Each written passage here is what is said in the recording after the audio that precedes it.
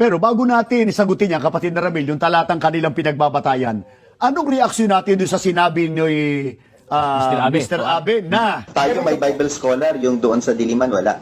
Ay, wala po. Wala akong po sali yan. ng Biblia. Wala po silang sariling Biblia, Brother Mars, sapagkat walang credibility at walang competence. anong reaksyon mo dahil sa sinabing wala raw tayong sariling salin ng Biblia? Ang una, kaya natin na gumawa ng sariling salin ng Biblia. Kaya natin, kapatid na Michael, pero hindi po ginagawa yun ng Iglesia ni Cristo. Ang dahilan, kapatid na Michael, iyon nga mismong mga Biblia ang isinali nila na ating ginagamit.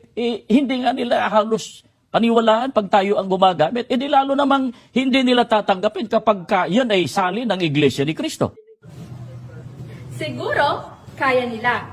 Pero kung ang tanong ay kung makakaproduce sila ng scholarly na salin na mas malapit sa Hebrew at sa Greek, I doubt. Kasi kapag nagsalin ka from Hebrew and Greek papunta sa English, dapat yung translator ay nakakaintindi o magaling talaga sa Hebrew at Greek grammar. The grammar of the source language is important to consider in any translation. Generally, one wants to translate nouns with nouns and verbs with verbs. Subjects of sentences in one language should not become objects of those sentences in the translation. But there are many cases where a simple equivalence of grammatical structure will not work. For instance, one has to discern what the function of a prepositional phrase in one language before translating it meaningfully into another. Ngayon, para sa akin, paano ka makakapagsalin ng Bible mula sa Hebrew papuntang English o Tagalog, halimbawa sa Old Testament part, kung ang pagbasa mo ng Hebrew ay mali-mali? Napanood ko po ang videos ng mga Iglesia ni Cristo ministers kung paano sila magbasa ng Hebrew at nakita kong may mali sa kanilang pagbasa. Ito pong halimbawa, bababasa natin sa the book of Genesis.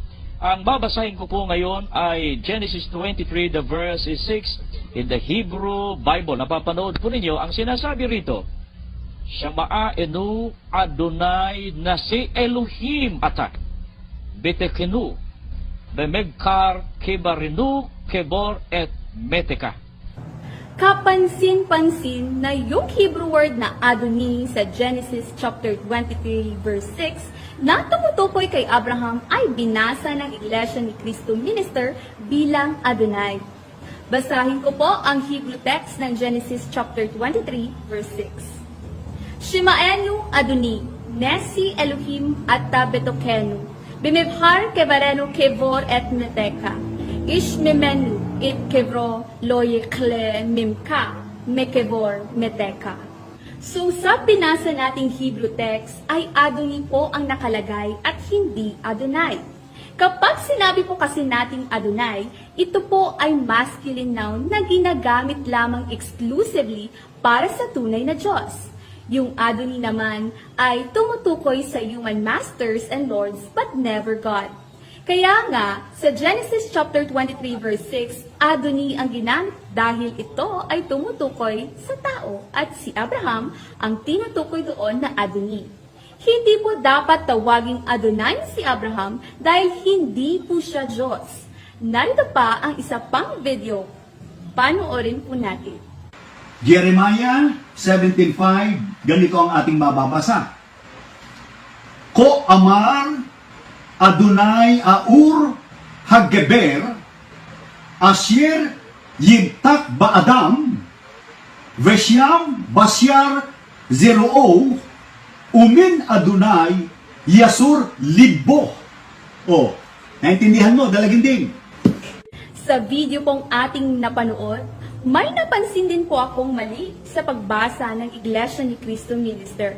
Bago po tayo magbigay ng konting komento, ay basahin po natin ang Jeremiah chapter 17 verse 5. Ko amar Adonai, arur haggever asher yivta baadam, vesam bazar zeroo, omin Adonai yasur lebo. Una, yun pong Hebrew na arur na ang ibig sabihin ay cursed, ay binasa po ito ng Iglesia ni Cristo Minister na aur.